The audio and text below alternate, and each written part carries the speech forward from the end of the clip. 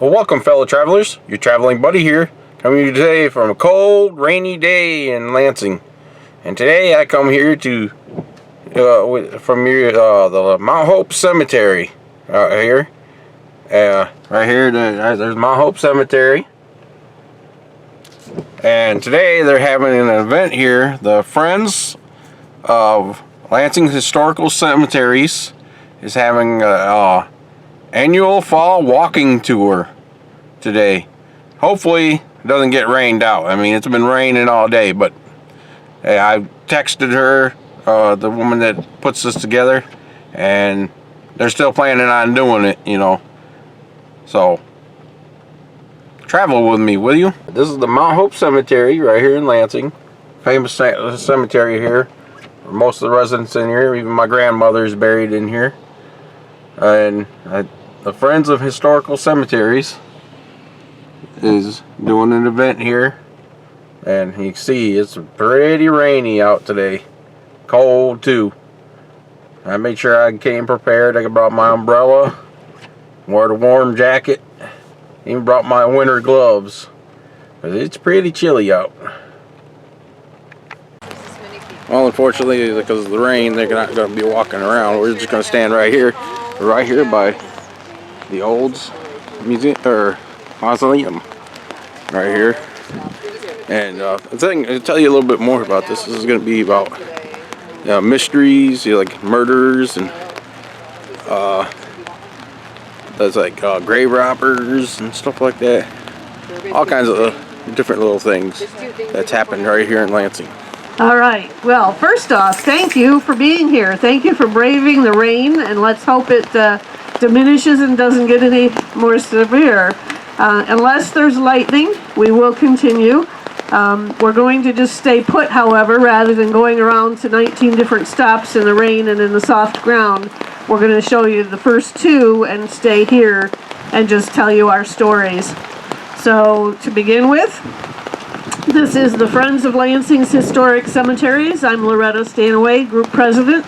We have Diane Clark under the red, white, and blue umbrella, our Vice President. Jenny, our Secretary Treasurer, under the maroon umbrella. And Jenny over here, did I get that right? No, Renee and Jenny, yeah. Our race director and a member, and she is in charge this year of our 5K run walk, which is next month. So, our group formed as a nonprofit in 2007, and our purpose is to protect and promote and prosper the three city-owned cemeteries, Evergreen and Mount Hope and North. Mount Hope was opened in 1874 on 82 acres of glacial moraine and part of the Mason Esker. There are many microenvironments here, and flora and fauna flourish.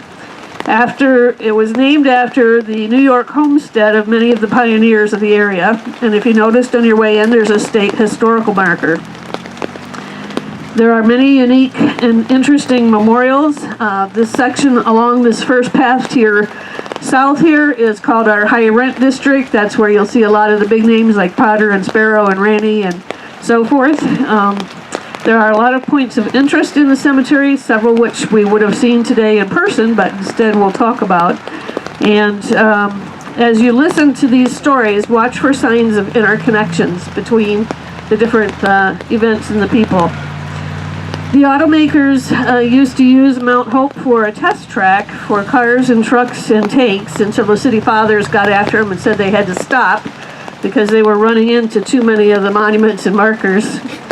So one of the things I like to say when we do our tours is that Lansing has always been in the forefront of the automotive industry. They've made and manufactured a lot of things, but we've never made transmissions and we've never made brakes. So we've never learned to back up and we've never learned to stop. Okay, we're going to have Jenny begin with the first stop, which is the Burns Monkey. Okay, so for this marker, before I tell you a story related to this marker, I will at least tell you about the man that's buried here. James S. Burns. James S. Burns Sr. was born in 1870 in Loomis, Michigan, before he moved to Lansing in 1906. He was a member of the Lansing Fire Department for 7 years and a former member of the Police and Fire Commissioners. After serving his terms, he worked for 3 years as a building contractor before working at Ariel Motors. There, he was a safety engineer for 25 years, retiring in 1938. He died on April 10, 1950, of an apparent heart attack. Now, at least we all know that information to be true, according to his obituary. The part about his grave has been spread through word of mouth, and as of yet, have seen no photographic evidence to prove this was true. But apparently, Mr. Burns had a pet monkey, and he loved his monkey. He loved it so much that he wanted to be buried with it.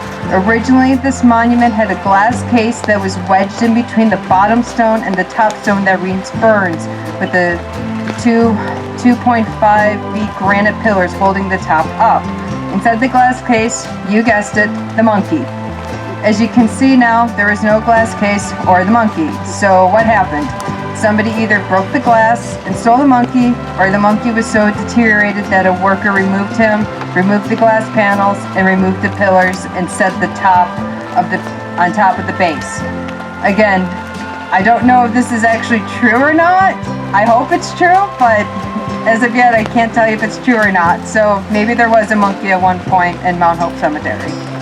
Next up is this mausoleum, Ariel Olds, the founder in 1897 of the Olds Motor Vehicle Company, the maker of the first commercially successful American automobile, and the initiator of the first assembly line in automobile production. In 1905, he opened the REO Motor Car Company, which later became the Olds division of GM, and he also later opened Rio, which became part of the truck maker Diamond Rio. He also owned several hotels. But we're not here to talk so much about Ariel Olds and his family today as we are to talk about what happened to them. They were the victims of, you guessed it, grave robbers. Not something you hear of too often, but this mausoleum, which was built in 1909, has 16 remains inside, including 2 infants, children of Ariel Olds. And he was 3 days older than his wife, and she died 7 days after him. Outside are buried 3 infant grandchildren. But in December of 1991, 2 MSU students and one of their brothers broke into the mausoleum and took 5 stainless steel boxes of cremains and an urn, and the infant casket was in a wooden casket. So a total of 8 remains in all. They were initially going to return them, but it got kind of out of hand, and they didn't know whose mausoleum it was they had broken into. So in the end, they ended up driving around for a while with them in their vehicle, took some of them back to their apartment, dumped some of them in a pond in DeWitt and some in the Grand River. And the infant's wooden casket was later found here in the cemetery. So these 3 said they did it on a lark, on a dare. They later were charged additionally with stealing items from an airplane at DeWitt Airport and from a van at DeWitt Airport. Also from breaking into some graves in Grand Rapids and in Ohio and in Kentucky. So they were definitely mischievous at the least. The Kindy brothers were sentenced to 2.5 to 10 years in prison, charged each with 3 felonies and counts of robbery as well. They were from Bullock Creek High School in Midland initially, and eventually returned there. The really interesting thing about these boys is that Ariel Olds was known for being a person to give a second chance.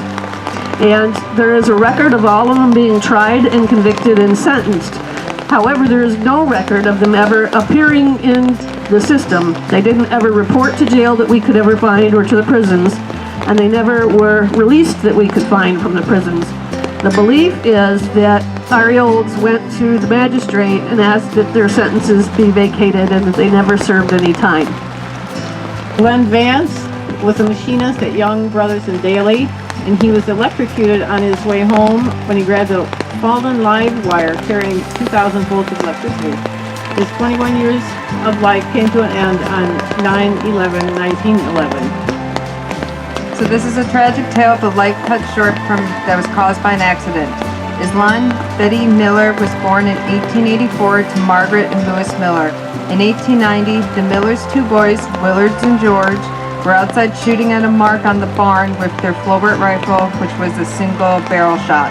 Naturally, their little sister wanted to be outside with them, but unfortunately, Willard didn't fully cock the gun, and the hammer fell with enough force to explode the cartridge and send the ball out, which struck Betty, who was running across the yard at the time. Local doctor George Rainey examined Petey and noted that the bullet entered her left side and went through her heart, killing her instantly.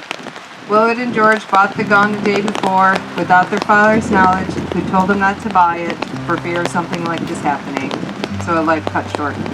Before I talk about this one, I had to, because this deals with Civil War, there are some Civil War buffs. I had to shorten this because I couldn't go into all the details, so I apologize if it's not the entire story. So this is for Luther Byron Baker, and there are two interesting stories I'd like to share about Luther.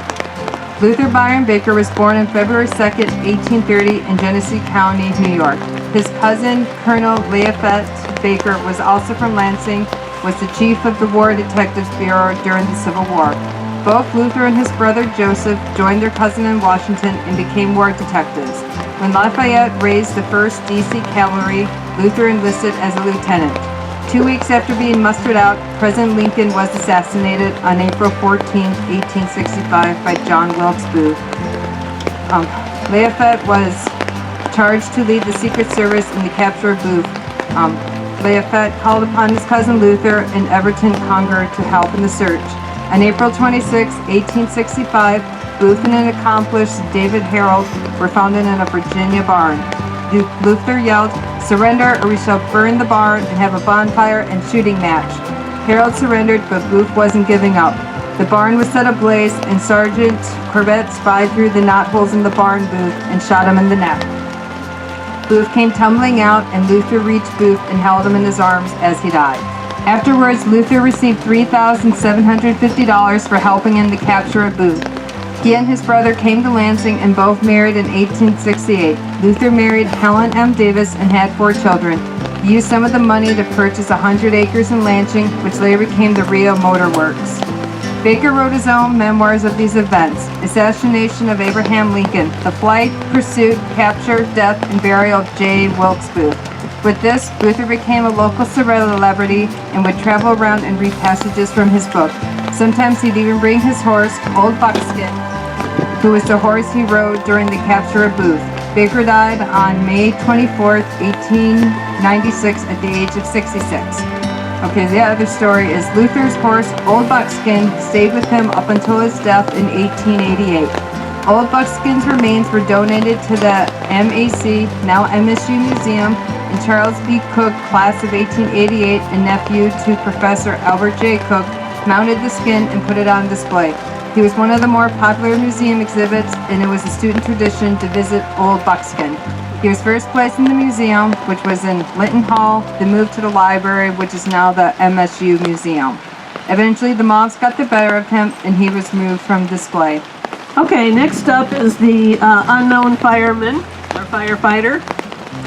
And in October of 1857, Lansing's Volunteer Fire Department was formed. An official department was formed in June of 1872. It was called Torrent Engine Company No. 1. And they got their first hose carts shortly after at a cost of $115. In the earliest days, staff was hired off the streets with little to no information and very little training. A lot of times they didn't even know the names of these volunteer firefighters. Yet the fire department was a social organization, even though the firefighters were unpaid. Instead, as members of the fire department, they paid dues. And they were expelled if they got in arrears. They were revoked of their privilege of firefighting if that happened. They were fined 10 cents a month for missing a meeting. Lot 110, Section C, where the red call box that you see on your paperwork is at, was set aside by the City Council for fire and police burials. It's not certain when that happened, but it took place without the knowledge of the Board of Police and Fire Commissioners, who were later surprised to find out it had happened. There was a previous cemetery that the city used called Oak Park, and bodies were exhumed from there and moved here, generally in about 1876. Bones of 3 early firefighters were transferred at that time. 17-year-old Alonzo Hoffman, Edgar Roberts, and Charles Madison, and the body of the unknown firefighter. Those were interred, the first one and the last one were interred here on December 24th, 1880, so that's what their markers read. There were no headstones prior to the Chief Dells consulting with the City Council and convincing them they should order markers. The unknown and Hoffman did not die on the dates of the markers, but were buried here on those dates, and their dates of death were lost to us. The Lansing State Journal says the unknown died Christmas Eve battling a blaze, but indications are that he died before 1855 and may not have ever even been a fireman, since that was prior to the forming of the fire department even as a volunteer group. 9 out of the 10 sites are occupied, and 3 are known to be firefighters. But who the unknown is remains a mystery. Franklin Hall, age 30, a resident of Fairhaven, Massachusetts, enlisted on 9/27/1861 as a private and was mustered into Reeves Company, Massachusetts 3rd Cavalry. He was discharged for disability on 4/13/1863 at Bonadcaire, Louisiana. He re-enlisted on 12/16/1863 as a private and was mustered on 12/21/1863 into Company B, Massachusetts 4th Cavalry. And he was mustered out from that on 11/14/1895 at Richmond, Virginia. His obituary read, F.L. Hall, for many years a resident of North Lansing, and whose for occupation conducted a popcorn stand near the Franklin House, took a large dose of arsenic yesterday afternoon with suicidal intent. He was found in an outhouse late in the afternoon by Officer Huntoon, who removed him to his home in the rear of the hotel, and who summoned Dr. Darby, who administered the usual remedies, but the poison had done its work, and the patient died about 7 o'clock. He was a man of about 70 years of age, and he leaves an aged wife. The following letter, directed to Mr. Goodhue, was found in his pants pocket, and it read, Dear Sir, please see that I am buried by the state. I have lived as long as I can. I have nothing to live for, and my wife I leave to the care of the people of God, so that she won't go to the poorhouse. I have lost all that I have, and am discouraged and do not want to live. So farewell to all on earth. F.L. Hall. Solomon Foster. When Solomon Foster enlisted in the Union Army, he was 20 years old, and he was a resident of West Delhi, Michigan. He was mustered in on August 30th, 1862 at Eaton Rapids, Michigan, as a private in the Company A, Michigan 1st Engineers and Mechanics. Solomon was discharged on June 6, 1865 at Washington, D.C. His obituary in the Lansing Journal on Friday, July 12, 1901 read, Solomon Foster, a well-known resident of Millet and veteran of the Civil War, died last night as a result of a peculiar accident. Mr. Foster was pitching hay onto a wagon in the fields at his home last Saturday. While lifting a heavy fork bill, the tines of his fork became interlocked with the fork of the man on the load, and the latter's fork, slipping from his hands, struck Mr. Foster in the face. One of the tines entered just below the right eye and penetrated to the brain. The pain which followed was intense, and the injured man asked to be helped to the house, but after proceeding a short distance became partially unconscious and had to be carried. Since the accident, he has been conscious but once. Sunday afternoon, he apparently rallied somewhat, but soon relapsed into a comatose condition. The end came early this morning. The deceased was 59 years of age and a member of Company A, 1st Michigan Engineers and Mechanics, during his service in the Army. He had belonged to the Charles T. Foster Post, GAR, of this city for many years. Besides the widow, 2 brothers, George J. of this city and Caleb of Ohio, and 1 sister, Mrs. Sarah Murphy of Dimondale. This is about Ransom Dingman. Branson Dingman enlisted in the Union Army on December 12, 1861 at Plymouth, Michigan as a private. He was 28 years old. On January 3, 1862, he was mustered into Company H, Michigan 1st Cavalry Lancers. He mustered out on March 20, 1862. He enlisted on December 31, 1863 at Plymouth, Michigan as a private. On January 5, 1864, he mustered into Company F, Michigan 1st Engineers and Mechanics. And he was mustered out on September 22, 1865 at Nashville, Tennessee. Branson Dingman was a carpenter, and as a Civil War veteran was a member of the Charles T. Foster Post of the Grand Army of the Republic. He lived in Lansing for many years. In 1904, he was living in the Bryan Hotel, where beds were rented for 25 cents per night. The Bryan Hotel was located at 327 Michigan Avenue and was owned and operated by Rollo K. Bryan.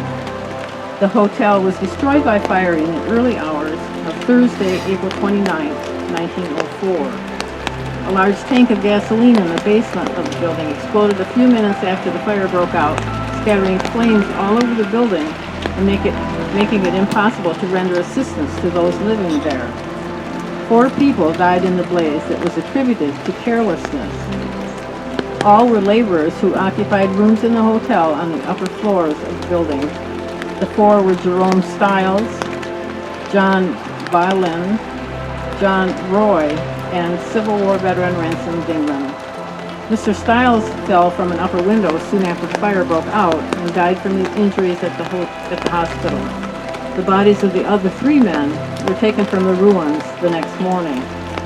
All were unrecognizable. Ransom Dingman was buried on May 1st, 1904. William H. Landfield, he was born January 10th, 1840, died August 11th, 1904. William was born in Pennsylvania. During the Civil War, William enlisted and was mustered on September 14th, 1861, as a private into Company E, Pennsylvania 11th Cavalry. He was mustered out on August 13th, 1865, at Manchester, Virginia. At the age of 23, he married Mary Pease. 5 children were born to them. In 1904, William was working as a teamster in Lansing, Michigan. He was killed when the dray he was driving was hit by a railroad car, number 17, of the Electric Railroad Company at Michigan Avenue and Grand Street. There were many versions of the accident, and it's caused by several witnesses. Railway traffic was delayed for quite some time on the afternoon of August 11, 1904, due to the accident. The coroner was hard to locate as he had gone to the cemetery with the funeral, so the police were unable to reach him right away. In the meantime, a large crowd gathered at the scene of the gruesome accident. When the coroner finally arrived, 6 men were sworn in as a jury to investigate the cause of Landfield's death. The motorman stated that Landfield was crossing the street without paying attention to surroundings and didn't pay attention when he hollered at him several times. After it was hit, the dray swung around, bumping against the railway car twice and throwing Landfield beneath the wheels. He suffered a deep head wound and a mangled left arm. His right arm was broken in 3 places and his chest was badly crushed. At the time of the accident, Mrs. Landfield was quarantined at a rooming house by a case of smallpox. On the day after the accident, the physician fumigated her clothing and allowed her to leave the place. She went directly to Buck's undertaking establishment to make arrangements. William was a member of the local Grand Army of the Republic Post. They had charge of the funeral at 10 a.m. on August 13th, 1904. William was buried in his army clothes at the request of his wife. William Landfield was survived by his widow Mary and by his 3 surviving children, Mrs. Minnie Rouse of Chippewa Lake, Mrs. Lulu Lee of Lansing, and Willis Landfield of Waukesha, and this is Harrison Trent. Harrison Trent enlisted in the U.S. Navy October 15, 1864, and was honorably discharged in December 1864. He didn't have a very long service record. He served as wardroom cook on the USS Colorado and the USS Alabama. Harrison T. Trent stood erect in the Grand River at the foot of the Kalamazoo Street, about 20 feet from George H. Taylor's boat dock this morning. He was discovered by Mr. Taylor when he went out to his boathouse 10 minutes before 8 o'clock. The corpse could not be identified as it stood in the river. The top of the man's head, which was bald, was a few inches beneath the surface of the water. The gray hair and whiskers moved occasionally with the ripple of the water. The arms were extended forward, and the man's coat and heavy overjacket were bunched in the back, showing a tendency to float. The body was pulled out with a boat hook by Coroner Tyler, who found quite a heavy stone in one of his pockets, indicating that the old man made some suicide preparation. Small change in his pockets amounted to 84 cents. He had on the usual amount of clothing, his hat only being missed. Constable Bernhard impaneled a coroner's jury composed of Joseph Beck, Dr. G.H. Cole, A.M. Starmont, O.R. Western, W.M. Kimmel, and Frank McKibben, who viewed the remains and adjourned until 8 o'clock Wednesday evening in Justice Starmont's office. The body had not been in the river long before it was discovered, as rigor mortis had not set in. Jesse Hazelton of 305 Kalamazoo Street East said when he saw the body that it was of a man he had noticed about 7 o'clock this morning, starting down toward the river on Kalamazoo Street from River Street. He then turned back and went south, the boy said, and it is believed that the old man either jumped from the Kalamazoo Street Bridge or walked into the water from the west bank. In the vicinity of Bridge, though nothing could be found to indicate where he made his plunge. Mrs. Nellie J. Marmis of 213 River Street saw a man answering Trent's description go past her house between 7 and 7:30 this morning. He had a bundle under his arm. Employees in the Olds factory, where he works in the molding shop near the river, saw nothing of the man. Mr. Trent was over 70 years of age and was an old-time resident of Lansing. He served in the Navy in the Civil War and had traveled extensively. His chief occupation was that of cook, and he once had a bakery at 400 Sycamore Street South. He went out with hunting parties to do cooking. He was a devout member of the African M.E. Church and was a past master of Capitol Lodge number 8 F and A.M., which will meet tonight to make arrangements for the funeral. Mr. Trent is said to have been discouraged over a trade he made of his 3 houses near the Sycamore and Kalamazoo Streets for several acres northwest of the city on the turnpike. The trade was made 3 years ago, and he lived on his small farm there until this week, when he rented a house on Michigan Avenue near West Street. The fact that the old man patiently suffered for a long time with a kidney disease may have led him to commit suicide. He is said to have talked quite irrationally at times. Mr. Trent is survived by a widow who says that her husband worked at the barn for some time this morning. She remembered that he ought to have his rubbers on, and when he put them on and walked out again, she told him not to stay in the barn long, as breakfast would soon be ready. His continued absence did not alarm his wife, who thought possibly he was at the house of one of the neighbors. Mr. Trent drew a pension of $8 a month. The body, which was taken to Buck's undertaking rooms, was removed this afternoon to his late home. And this is from the Lansing Journal, Lansing, Michigan, Friday, October 19th, 1900. He was buried on October 21st, 1900.